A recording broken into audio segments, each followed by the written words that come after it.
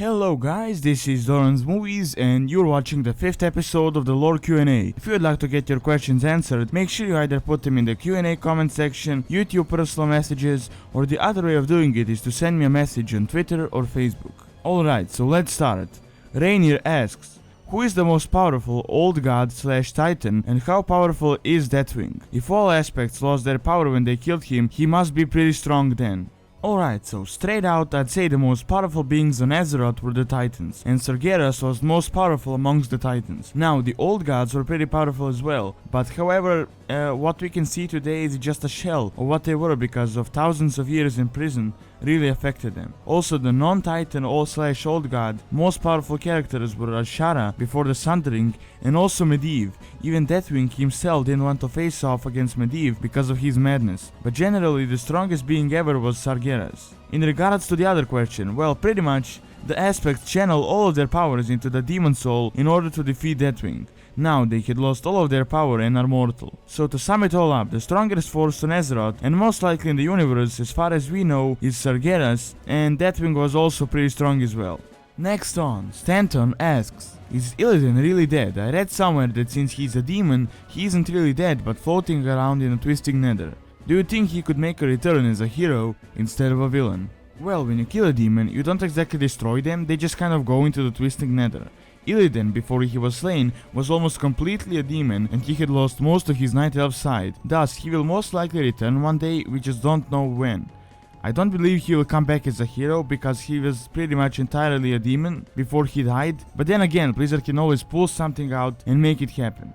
Alright, so next, Fenrir asks, do you think that Ral might again fulfill the Doomhammer's prophecy in the alternate Warlords of Draenor timeline and gain the twin Doomhammers, or do you think that there might be a symbolic passover like Anduin Wrynn gaining the alternate Doomhammer from Droll, Orgrim or after the battle to signify an underlying sense of justice and righteousness among both factions? Also, do you think the prophecy sorta seals the deal? I know Warlords of Draenor is sort of an exhibition expansion, but still it's sort of in the cards for the Orc to be misled. Granted, the prophecies is the same in Warlords of Draenor's timeline. And last, do you think Vathian will take up his father's spot on Draenor for the sardony of doing so, not as an enemy, just camping out for its sake? Yeah, I think Blizzard kind of already confirmed that there won't be any copies. We won't see like 2 Sarfangs or 2 Eaterigs or 2 Doomhammers, so I don't think the Alliance would get their hands on the Doomhammer. Honestly, I don't know how Blizzard will pull it off, but I think they are going with an alternate universe, which is not exactly the same as this one. The prophecy of the Doomhammer pretty much says that all of the honor will be undone, thus describing the corruption of the orcs before, and that a new stranger will pick it up and bring new glory to their people, thus explaining how Droll got the hammer and made a new horde. I think the prophecy is kinda completed with Droll, and I don't think we'll be going back to the beginning of it.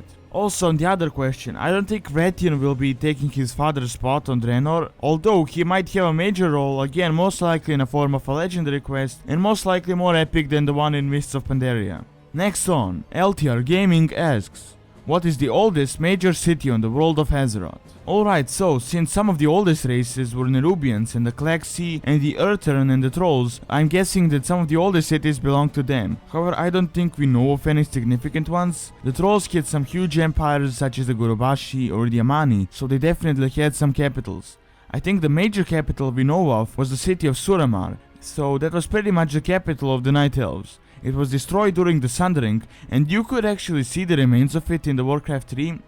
It was where Illidan searched for the tomb of Sargeras. So yeah, I think we only know of Suramar, but again, there might be some other bigger ones that we don't know of. Continuing on, Darktail Sifi, I hope I'm pronouncing that right, asks, do you think that the Alliance will have a new bigger role in a patch in Warlords of Draenor? The Alliance being a small faction and the Horde getting a lot of attention. Well, I don't believe the Alliance will have a huge role in Warlords of Draenor. I mean, after all, we're going to the Orcish homeworld where we can see all the Orc tribes. I think the most of the Alliance will be able to see will be through the Draenei. Blizzard also said that there will be something big with the Paladins and the Light, as the Naru will definitely be there. So in summary, I don't think the Alliance will have a huge role, but then again it should have a pretty decent one in the upcoming expansion. Alright, continuing on, Whippet Gaming and Trolling asks, where do you think the other 2 or 3 old gods are in Azeroth? Well, as far as we know, there are said to be either 4 or 5 old gods, Not even Blizzard knows this for sure, and the reason for that is because they can always work with that and add something new to it. As far as we know, there is Yogg-Saron in Northrend, Khatun in Silithus, and pretty much those are the ones that have been confirmed. Now it is speculated that there is an old god called Enzot, I hope I'm pronouncing that right, who is said to be responsible for Deathwing's corruption. He is supposed to be located either under Voshir or under Deepholm. But again, this isn't confirmed, so no one really knows where he is, and if he even exists. Before we thought that the sleeping thing in Tirisfal Glades was an old god, but turns out it actually isn't, and Blizzard is yet to reveal what it is. Well, there is one said to be in Outland and a few others scattered all over Azeroth, but no one really knows where they are, not even Blizzard themselves. So I guess I can't really give you a straight out answer on that one. Best we can do is just wait it all out and see. Alright, next, Warhound asks, who will be the new war chief for the orcs? Well, no one really knows this yet. There are a few choices such as Nazgrel, Saurfang, Eitrig, Rexxar maybe. Nazgrel was here since Warcraft 3, but the problem is that he hasn't had much screen time as of yet, so he might just remain in Outland. It also could be Saurfang or Eitrig most likely, but again both of them are pretty old, so that might be an issue. And again there is Rexxar. There, even though he's kind of a half-orc, he would be a perfect choice. So I guess we'll find out who it will be when Warlords of Draenor comes out.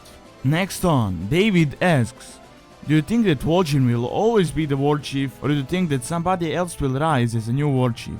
Well, I don't think that he will be a war chief for the rest of his life, but I mean that at this point, he isn't even a war chief yet. He became one in the cinematic, but in Orgrimmar, Garrosh is still there, so I don't think I can predict a new war chief. Blizzard has quite a bit of story development to do, so we can reach that point. Alright, next, Erwin asks, do you think that Blizzard will tell the story of Medan from the books? He seems like such a powerful character who is able to use shamanism, arcane and divine magics, plus he's a mixture of 3 races. Also, could you maybe give a short lore on him? Alright, so Medan is the son of Medivh and Garona. He is half human, a quarter Draenei and a quarter orc, making him a very rare mixture. He's really powerful, but I heard about him actually in Jesse Cox's interview with Dave Cossack, and he said that what they will do is try to add him in the game, but not too much, as the whole mixed breeding thing isn't exactly widespread in the Warcraft universe, so that could mess up a few things in the lore. Also, I will try to do a lore lesson on him, maybe in the future, when I'm pretty much nearly finished with all of the Warlords of Draenor coverage. Continuing on, Nemanja asks, what is the oldest race on the world of Azeroth? So I think I kind of answered this in one of the previous questions, but pretty much some of the oldest races are the Nerubians, the Klaxi, the Trolls, the Urtern, and a few other that we don't know too much about. Next on, Warlord asks, which Warlord would you pick not to be killed but to join us? Mine would be Ner'zhul.